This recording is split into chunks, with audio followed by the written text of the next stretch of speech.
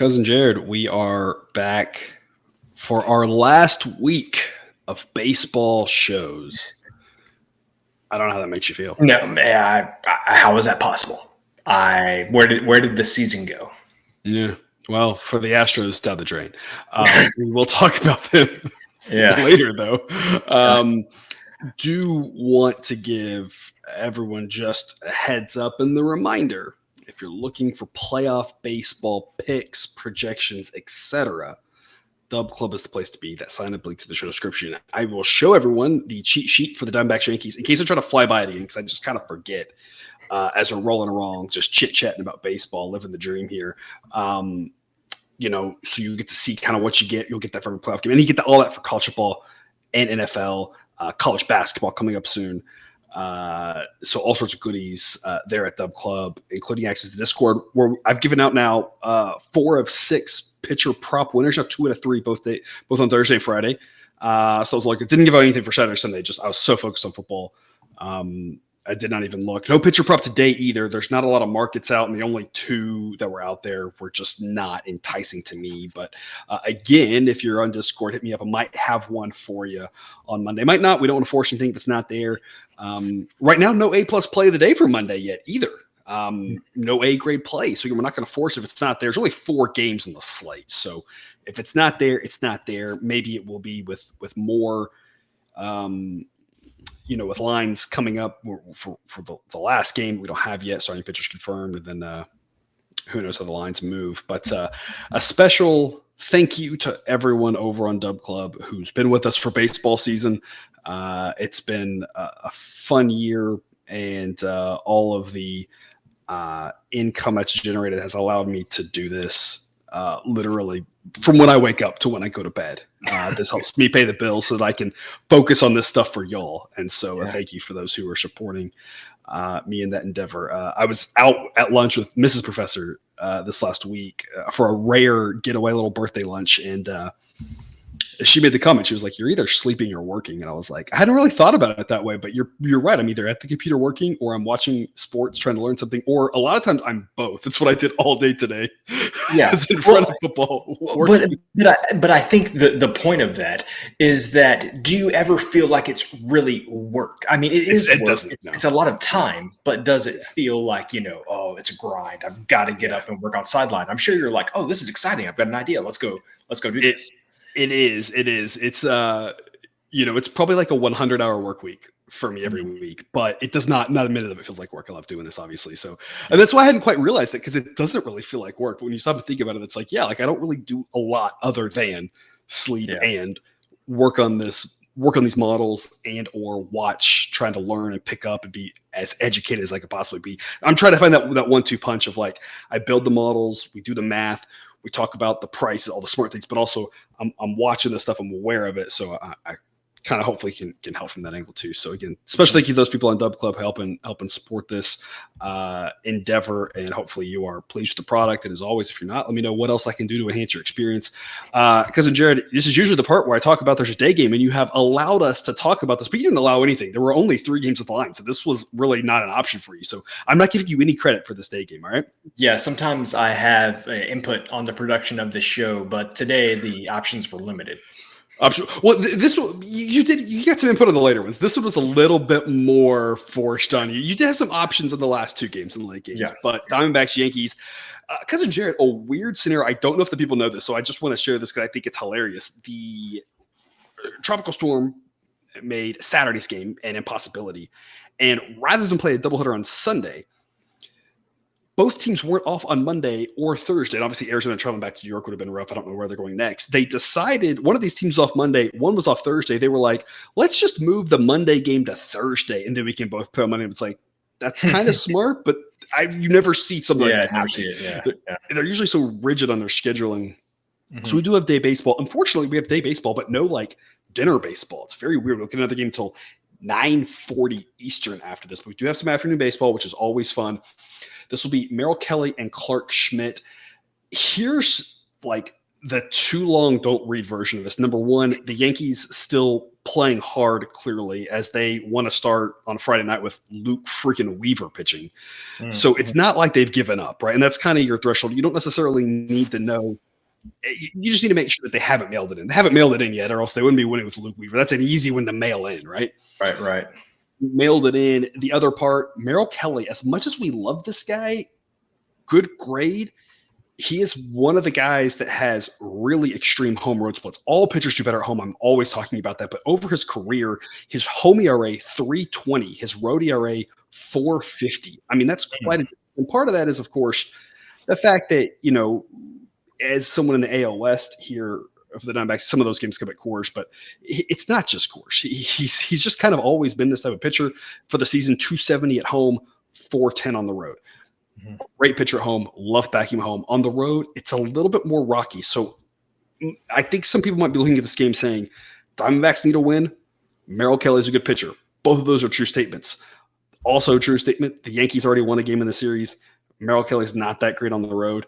I think the pitching matchup is closer than people realize. Still a slight edge Merrill Kelly because I'm not a huge Clark Schmidt fan, but it's close to people realize. Both these relievers are decent. In fact, the Yankees' top 3 relievers grade out at a 93, while the Diamondbacks' top relievers are 100. If the Yankees have a lead late, you trust their top guys more than Diamondbacks. It's been the one strong point of the Yankees all season has been their bullpen. Offensively, the Yankees definitely behind the D-backs, but not by a ton. We're going to take the Yankees here at plus 103, C-grade pick. We love the plus odds of this. Mm-hmm. If it gets to plus 110, you're talking about a B grade up towards plus 120 being A grade. So we like bigger plus odds, but we don't often get a chance to back the Yankees. They're usually overpriced. And so the way I look at this is typically if the Yankees are a B or a C grade, they're probably worth pulling trigger. You very rarely ever see a Yankees A grade pick because there's that tax you got to pay to back them. I don't think this is, this is the greatest play of all time. But for the afternoon, I think it's worth people having a little coin on the Yankees. As long as you're getting plus odds at home, they could easily win this game. Because, Jordan, what's your take on it?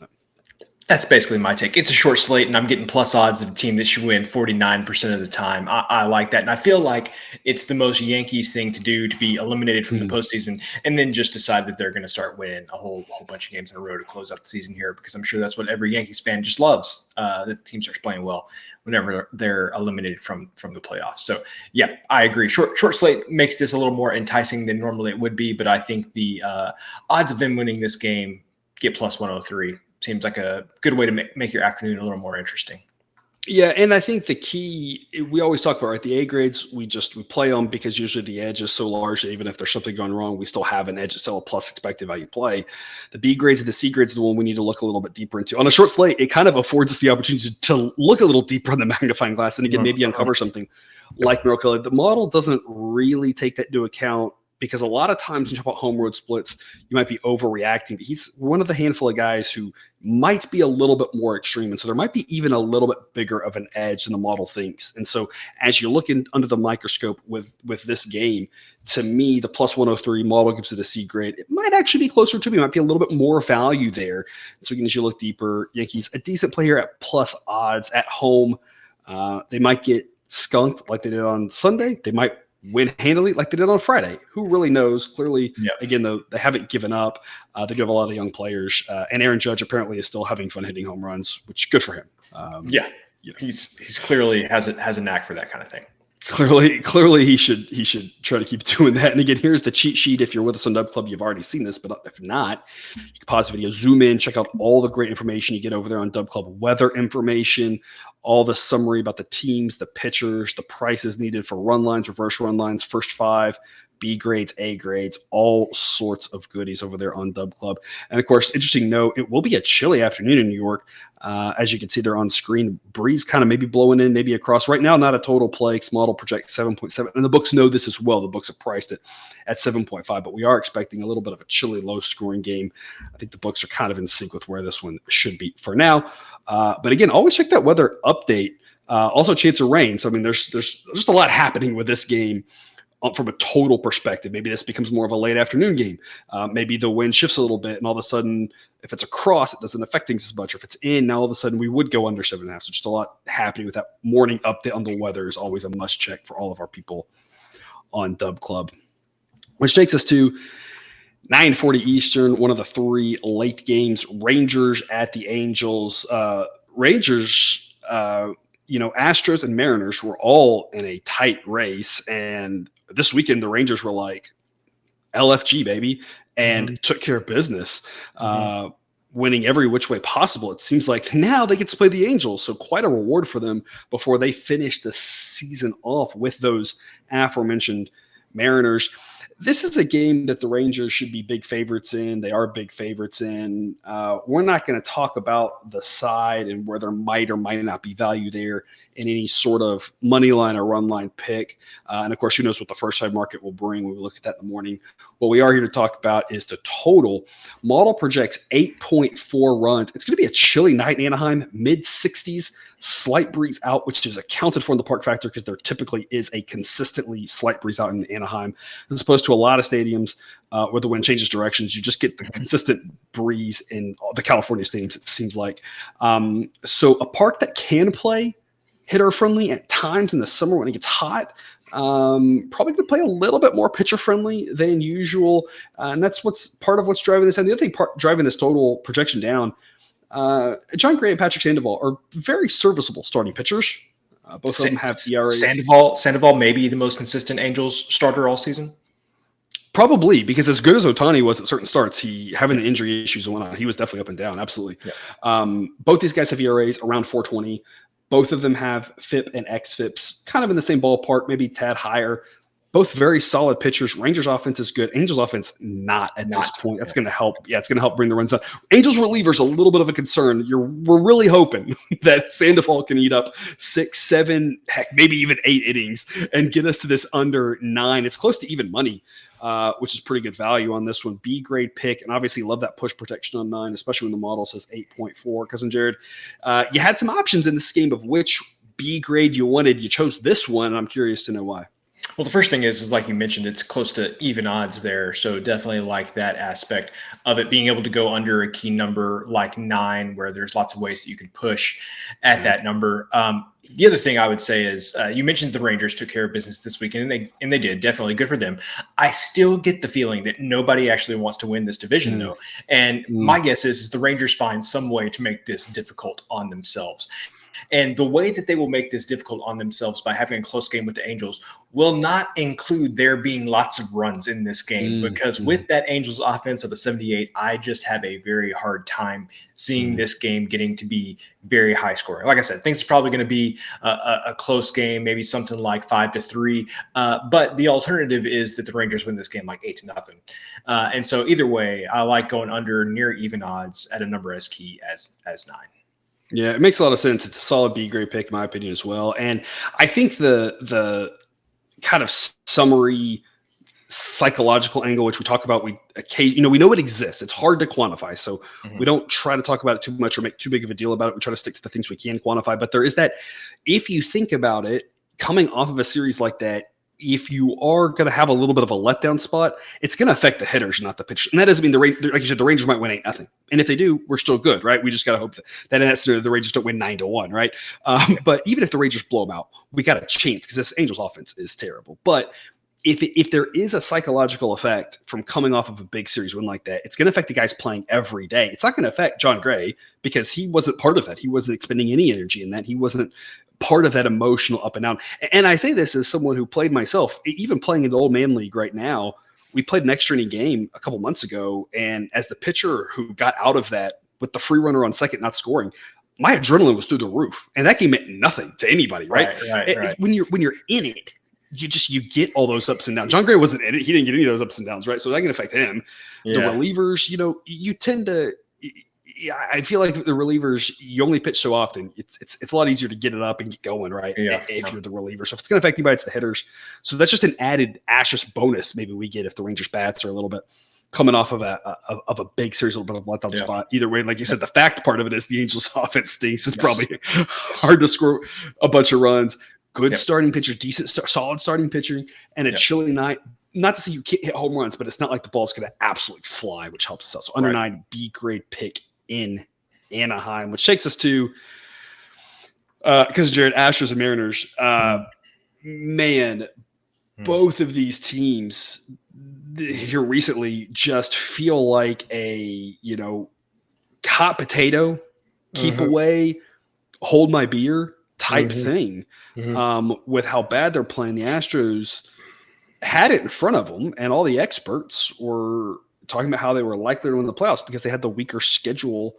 And that weaker schedule just kicked their tail. And I think it's frustrating, obviously, as an Astros fan. The tough part is the timing of it, because this is the sort of crap that happens in baseball. And this is why we always talk about being price sensitive, taking dogs when the price is right, because weird things happen in baseball and bad teams win a bunch of games that they shouldn't across the season. It's just magnified here of late for the Astros. Right. You look at it and you say the Astros can't win this game if they couldn't beat anybody that was, all those bad teams or whatever, but the Mariners haven't really inspired a lot of confidence either. Someone has to win this game. Probably. They have a roof. So, unless something really crazy happens, God forbid, this game will happen and there will be a winner and a loser. There are no ties here. So someone will win. The Astros have the edge on offense. The Mariners have the edge at reliever and home field. Model just says this is a coin toss game. Justin Verlander and Luis Castillo. Castillo, not as good as that 3.06 ERA, still very good. Verlander, probably not quite as good as that 3.44 ERA, still very good. Verlander, of course, it's interesting here with the same grade as Castillo. You can definitely tell where he's getting a little bit of a boost here, which is from his previous year's production and the fact that he's typically been a guy that, as much as Castillo could eat innings, Verlander has just been so good at doing that over his career. I don't know what's going to happen in this game. Model says, I don't know what's going to happen in this game. That makes the Astros a smart pick at plus 114, just because who the heck knows? Both teams can't lose, so take the plus 114, right? Yeah, that's a big part of it. And again, I'll go back to what I said against the Rangers. I don't feel like anybody wants to win this division. And so, I'll take anybody at plus odds. The other thing I would say, and I know I like to come on here and talk about facts a lot, but going on the psychological side, this is literally why you brought back Justin Verlander. Like, you brought back Justin Verlander for games like this. And I know for a while there, he kind of had a rap for not being the best in the postseason with the Astros. He wasn't, wouldn't always have his best games. I can name, like, on one hand, the number of times that he got 0 run support or anything like that. When there's been big games that he started for the Astros, if he hasn't done well, he's usually done well. He may have not gotten the outcome he wanted because the bats were letting him down or some other things have happened, the bullpen or whatever else. So anyway, this is the reason that you brought back Verlander. Verlander, while his performance has been not as great this year, I'm still going to trust him in a big spot like this. And so that's another reason why the Astros at plus odds are appealing to me. If you go back and look at his last couple of starts, he struggled against Oakland in a game that I'm not going to say that he wasn't focused for, because we don't know what's going on there, but it's very understandable there that at this point in his career and his life, think about the number of big games Verlander's pitched in, and that could have easily just flown under the radar for him. But you go back to 3 starts ago against the Rangers, a series that at the time everyone was saying was so key for the division, had to win, and he really stepped up. 7 innings against a pretty good Rangers offense, 4 hits, only 1 earned run, 1 walk, 6 Ks. And like you said, that's why you have Justin Verlander. Unfortunately, he's at the age where maybe he can't do that every start, but he does. I mean, he's going to be all the weight on his shoulders. Of course, Castillo the same way. Castillo's been a good pitcher too, and not to take anything away from him. It's just more so that I think that both of these pitchers are here with all the pressure. They're good pitchers. They can do it, which makes us the plus 114 the value, right? Which is all the value. I would not be playing the Astros at minus 114, but at plus 114, we have no idea. If you talk about the most AL West thing to happen this year, I think it would be the Astros sweeping this series and then getting swept by the Diamondbacks, while the Mariners then sweep the Rangers at the end of the season, just to really throw all the chaos into that would be the thing. That's true. That would be the most AL West thing. So obviously that's a silly thing to predict. I'm not saying that will happen, but just making the joke. But again, plus 114, B grade value. If it gets to plus 118, it's A grade, so it's almost there. Again, mainly on the strength of, it's not like the Astros have played well, but it's not like the Mariners have played well either. And all these edges each team has really seems to offset each other here and making a very coin toss game. We always talk about coin toss games. If you can get plus 120 in a coin toss, it's a great bet. We're not quite there, so that's why it's a B grade, not an A grade, but still worth an investment. Cousin Jarrett, that's our show for the day. Do you have any parting words for the viewer? Stick around for this last week. Like we said, baseball content exclusively at Dub Club once we go to the postseason. So enjoy this last week of YouTube shows for baseball, and then make sure you subscribe to Dub Club to get everything started for the playoffs. Yep, and then we'll continue to do football multiple days a week, and then college basketball will be here before you know it. We know Jake's excited for that. Jake's excited for that, yes. Yeah, that's all we can say about it, really. Yeah. All right. Well, thanks everyone for watching, and that'll do it for us.